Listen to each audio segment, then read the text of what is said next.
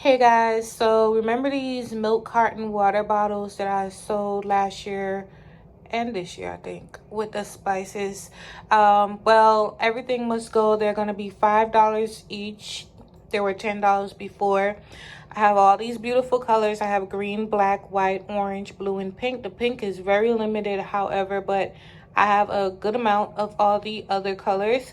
So if you want to purchase it, they're $5. The link will be below in the description box. And yes, MishaScorner.com. And yep, so I'm gonna also work on the spices to see if I could get those out for $5 as well. So look out for that. But the bottles are here. They're pretty, they're nice, they're durable, and they're reusable. They last a long time. And my favorite color is actually orange. The orange and the pink. I'm sad that y'all bought out the pink a lot last year. So but yeah, they're all on sale, $5. Everything must go. For those of you who are new, these are my spices. It's Lit Lemon Pepper and Spicy Girl. They're currently on sale for 30% off for $7. Spicy Girl has more of the Middle Eastern, Western flavor to it. It's spicy, it's smoky, it's delicious. It's great on chicken, vegetables, fish, meat, whatever.